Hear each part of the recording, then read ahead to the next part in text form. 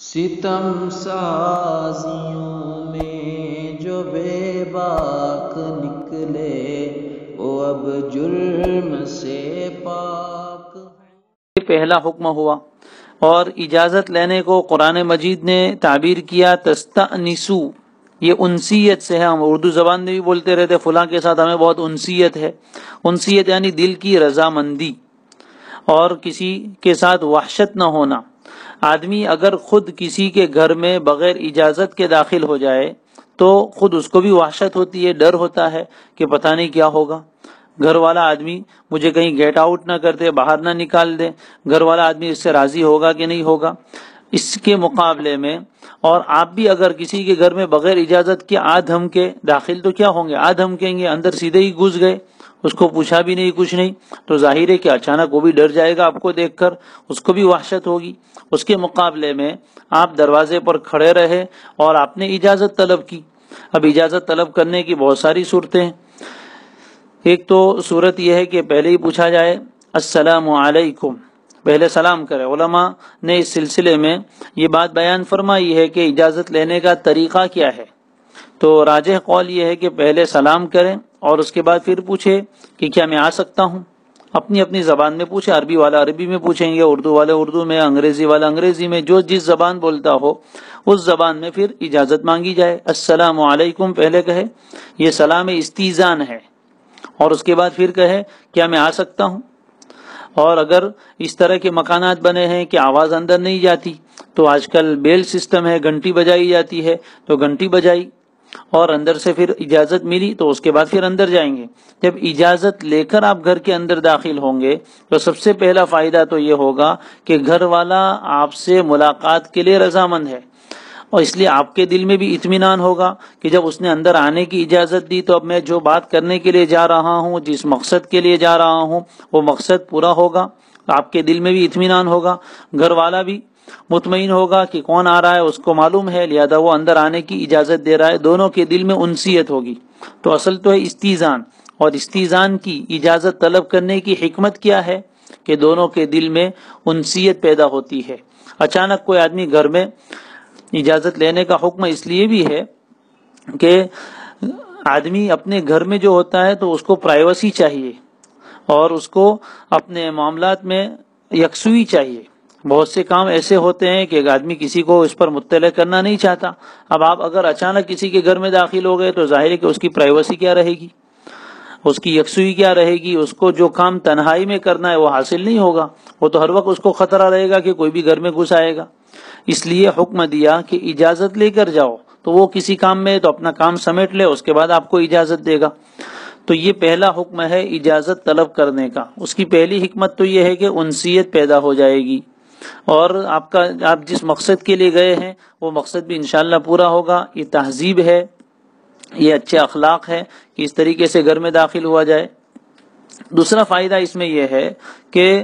گھر والے کی جو پرائیویسی ہے اس میں بھی دخل اندازی نہیں ہوتی ہے، اس میں ڈسٹرب نہیں ہوتا ہے۔ تیسرا فائدہ یہ ہے کہ اگر کوئی آدمی اچانک کسی کے گھر میں داخل ہو جائے، اس کو اطلاع دیے بغیر، اس کی اجازت کے بغیر، تو بے پردگی کا بہت بڑا امکان ہے، بہت چانس ہے۔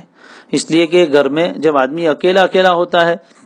تو ہو سکتا ہے کہ گھر کی مستورات بھی آگے کے کمرے میں بیٹھی ہو اور کپڑے بھی پورے پردے کا خیال گھر میں آدمی نہیں رکھتا ہے۔ اب اچانک ہی کوئی اجنبی مرد گھر میں آ گیا تو کسی عورت پر اس کی نظر پڑ جائے گی، اور اصل مسئلہ یہیں سے خراب ہوتا ہے۔ چنانچہ شان نزول میں بھی روایت آئی ہے کہ ایک انصاری عورت نبی اکرم صلی اللہ علیہ وسلم کی خدمت میں حاضر ہوئی اور اس نے آ کر سوال کیا کہ اللہ کے رسول، میرا معاملہ عجیب ہے، میں اپنے گھر میں ہوتی ہوں اور اس حال میں ہوتی ہوں کہ میں اس وقت یہ پسند نہیں کرتی ہوں کہ مجھے کوئی دیکھے، نہ میرے ابا دیکھے، نہ میری اولاد دیکھے، کوئی مجھے نہ دیکھے، ایسی حالت میری ہوتی ہے۔ یعنی اس طرح کا میرا کچھ حلیہ ہوتا ہے اور اس طرح کے کپڑے وغیرہ ہوتے ہیں کہ ایسی حالت میں کوئی مجھے دیکھے یہ مجھے پسند نہیں ہے، نہ میرا ابا دیکھے، نہ میرے اولاد دیکھے، نہ کوئی اور۔ لیکن ہوتا یہ ہے کہ میرے ابا میرے پاس آ جاتے ہیں اور اسی طریقے سے دوسرے مرد بھی داخل ہو جاتے ہیں، میں کیا کروں؟ تو اللہ تبارک و تعالی نے یہ آیت کریمہ نازل فرمائی اور حکم دیا کہ آپ کو کسی کے بھی گھر میں جانا ہو تو پہلے اجازت طلب کیجیے۔ قرآن مجید نے تو مختصر حکم دیا اجازت لینے کا، اب قرآن کی تشریح کون کرے گا؟ قرآنی احکام پر عمل کرنے کا طریقہ کون سکھائے گا؟ نبی اکرم صلی اللہ علیہ وآلہ وسلم کو اللہ تعالیٰ نے قرآن کا شارح بنا کر بھیجا ہے، قرآن کو پریکٹیکلی طور پر زندگی میں کیسے اپلائی کیا جائے، زندگی میں کیسے داخل کیا جائے، یہ سمجھانے کے لیے بھیجا ہے۔ چنانچہ آپ علیہ الصلوۃ والسلام نے استیزان کے آداب بھی سکھائے۔ ایک ادب تو یہ سکھایا کہ کسی کے گھر جاؤ تو بالکل دروازے کے سامنے کھڑے ہو کر اجازت مت مانگو، دائیں کھڑے رہو یا بائیں کھڑے رہو تاکہ اچانک گھر کے اندر نظر نہ پڑے۔ ایک ادب یہ بتایا اجازت لینے کا کہ دائیں یا بائیں کھڑے رہنا چاہیے، اس لیے کہ اجازت لینے کا مقصد ہی یہ ہے کہ گھر کے اندر نظر نہ جائے اور اچانک کسی ایسی چیز پر نظر نہ پڑے جس پر نہیں پڑنی چاہیے، لہذا دائیں بائیں کھڑے رہنا چاہیے۔ نمبر 2، دوسری بات آپ نے یہ بیان فرمائی کہ اگر کوئی آدمی کسی کے گھر گیا ہے، اس نے ایک مرتبہ اجازت طلب کی لیکن کوئی جواب نہیں ملا تو دوسری مرتبہ بھی اجازت طلب کر سکتا ہے، تو اس کے بعد بھی کوئی جواب نہ ملا تو آخر میں یہ تیسری مرتبہ بھی اجازت طلب کر سکتا ہے۔ 3 مرتبہ اجازت طلب کریں، اس کے بعد اگر کوئی جواب نہ ملے تو پھر واپس آ جانا چاہیے۔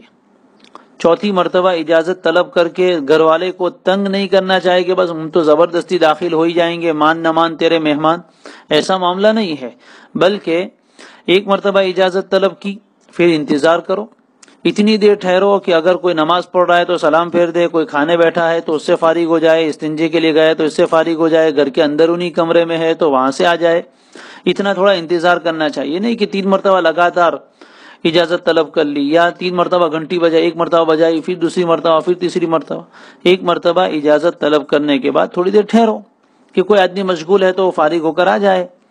اس کے بعد اگر کوئی جواب نہیں آیا تو ہو سکتا ہے کہ گھر والے نے نہ سنا ہو تو پھر دوسری مرتبہ بھی اجازت طلب کر سکتے ہیں، ضروری نہیں کر سکتے ہیں، ایک مرتبہ میں جواب نہیں ملا تو واپس بھی جا سکتے ہیں، لیکن کوئی خاص کام ہے اور آپ ملنا ہی چاہتے ہیں، ملنے کے لیے آئے ہیں اور آپ کو یہ لگا کہ شاید گھر والے کو پتہ نہیں چلا ہے تو دوبارہ اجازت طلب کی، پھر تھوڑی دیر ٹھہرے،